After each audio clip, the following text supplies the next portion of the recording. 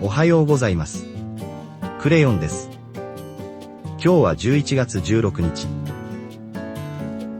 秋晴れの日曜日に向かうのは、埼玉県の自然が素晴らしい観光地です。今回は秩父長瀞方面へ行って、紅葉とグルメを楽しんでいきたいと思います。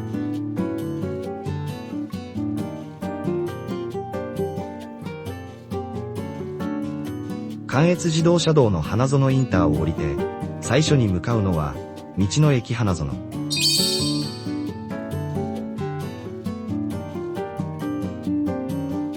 そちらのパン屋が大人気らしいので、観光前に立ち寄っていきます。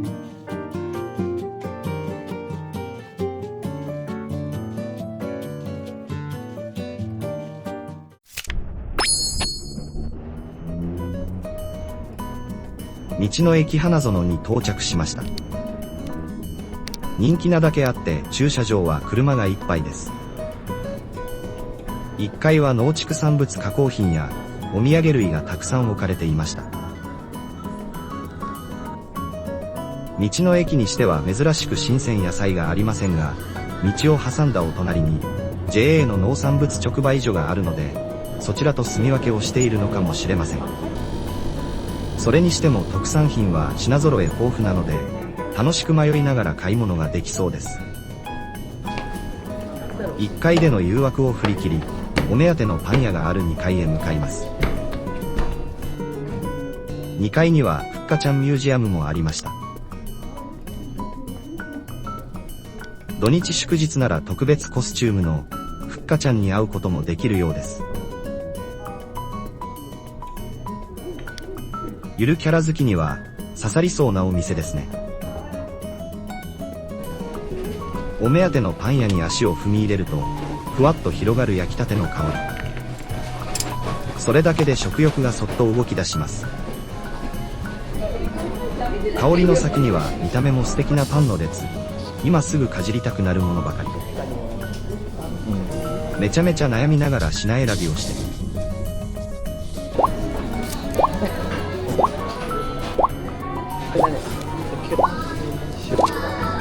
こちらの7点のチョイス。人気上位3種類と気になったパン4つ。朝食にしては多いですが、これ以上絞れませんでした。お店の外にテラスがついているので、お日様を浴びながら買ったパンを楽しめますが、この日は残念ながら満席。車で食べることにします。そしてもう一つ嬉しいのが無料ドリンクサービス。パンを買うといただくことができます。ちょっとコーヒーを入れすぎてタプタプになっちゃいました。こぼさないようにゆっくりと車に戻ります。車に戻ったらすぐさま朝食にします。まずは人気ナンバー1の塩パンからいただきます。割ってみると中はしっかり空洞になっていて、バターが詰まっていた証。周辺の生地がしっとりしているので、バターがしっかり染み込んでいる感じですね。焼き目はパリッとして食感はしっかり、口の中にバターの香りが広がります。人気ナンバー1なだけありますね。噛むほどに小麦の甘さとバターの風味が口の中で合わさって、シンプルだけど満足度の高い味わいです。続いて人気ナンバー2のカレーパン。こちらは中身がたっぷり入っていて、ちぎると中からはみ出してきてしまいます。具も大きいものがゴロゴロ入っていて、食べ応えがありそうです。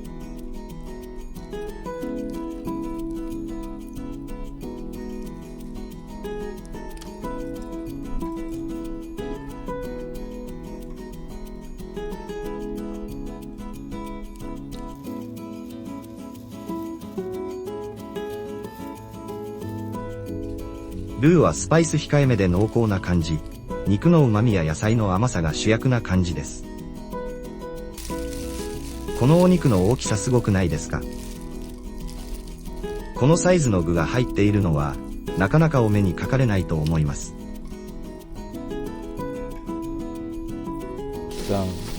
続いては、レンコンとネギの肉味噌タルティーヌ。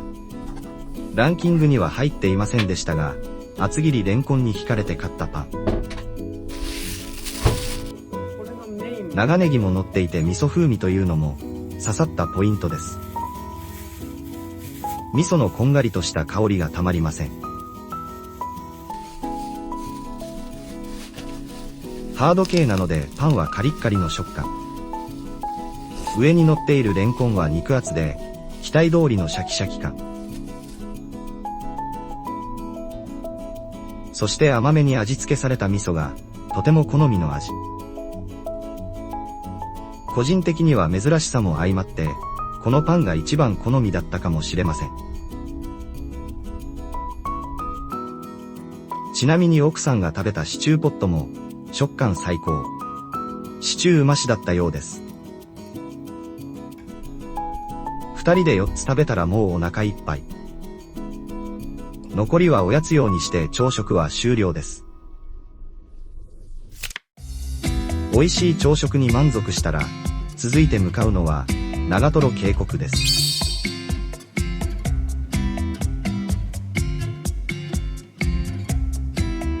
長瀞渓谷では川沿いに続く岩畳や紅葉を楽しんでいきます。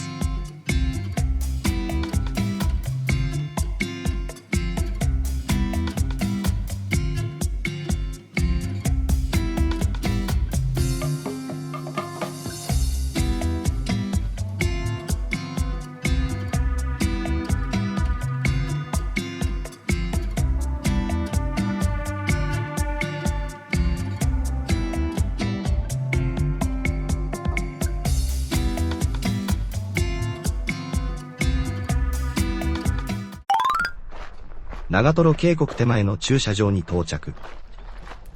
駐車場は規模の小さいものが何箇所か点在している感じでした。何箇所か見た感じでは、どこも1日500円とリーズナブルな感じ。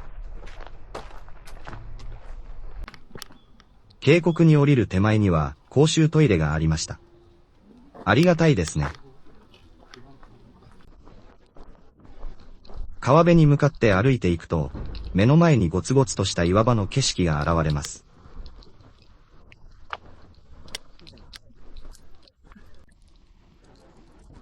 そして岩場の先には、色とりどりの紅葉が広がっています。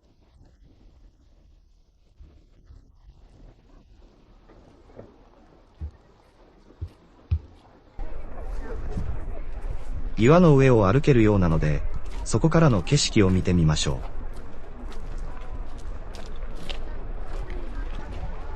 う。ここはライン下りの発着所になっています。この日も船自体は運航していたのですが、水が少なくて急流の箇所は運航していないとのこと。ライン下りの楽しみ半減って感じだったので、乗船はやめておきました。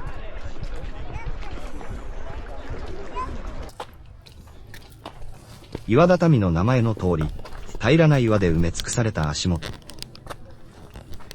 うまく階段のようになっているのは、自然の力なんでしょうか。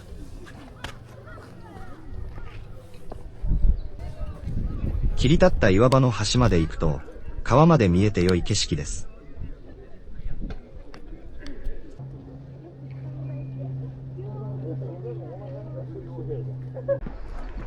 対岸に続く岩壁は、秩父石壁と呼ばれる断崖。長さは500メートル。高さは場所によって100メートルにもなる断崖で、中国揚子江の石壁にちなんで名付けられたらしいです。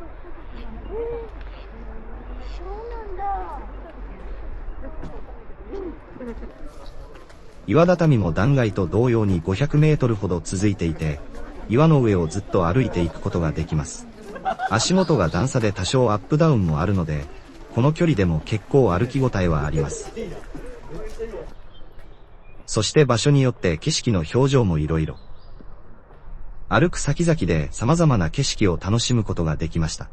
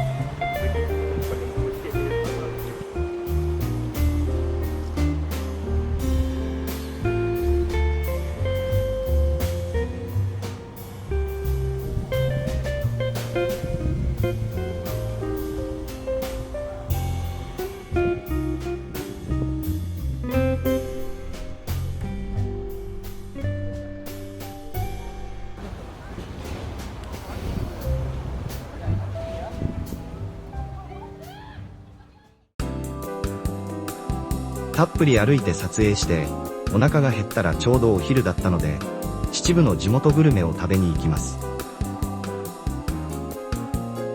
車を別の駐車場に移動し、ここから歩いていきます。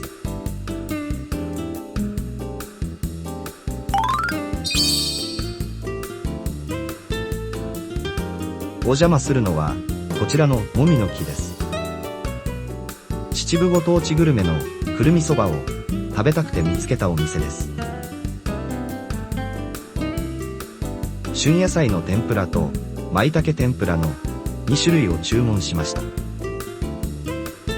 さらに味噌ポテトもメニューに見つけたので、そちらも合わせてオーダーです。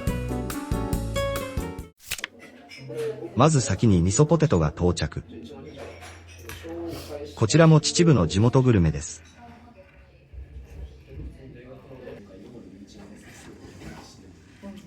揚げたてのサクサクした衣と熱々ポテトのホクホク食感がたまりません。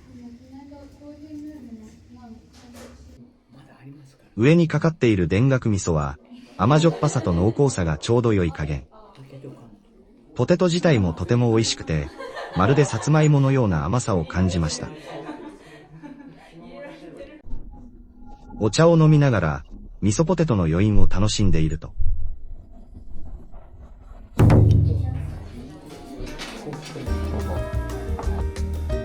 茹でたてつやつやのお蕎麦が美味しそう。天ぷらも見た目からしてサクサク感が伝わってきます。舞茸天ぷらもボリュームたっぷり。くるみのつけ汁も美味しそうで期待度が上がります。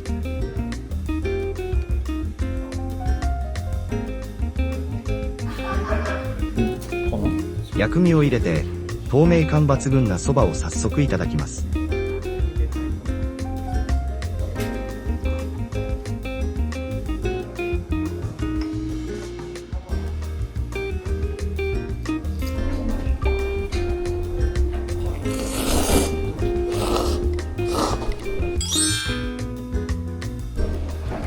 口に入れた瞬間、醤油だしとくるみの香りが広がったかと思いきや、その後噛むほどにそばの風味が重なってきて口中幸せです。めんつゆはくるみの甘さより醤油の風味を強めに感じるテイスト。個人的にはくるみの甘さが強い方が好みだけど、こちらも十分満足できる美味しさ。つるつるおそばを次々とすすり上げ、良い風味を楽しんでいきます。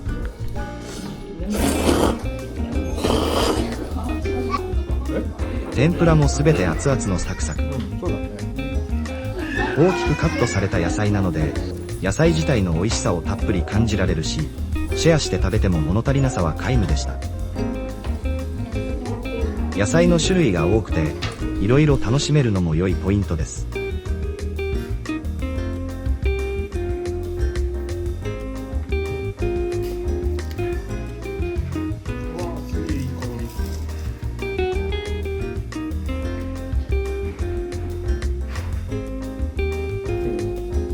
蕎麦湯もいただけるので、美味しいだしつゆを最後までいただきます。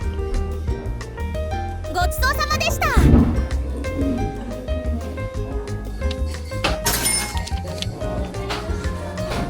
とても美味しくて大満足のくるみそばと天ぷらを楽しむことができました。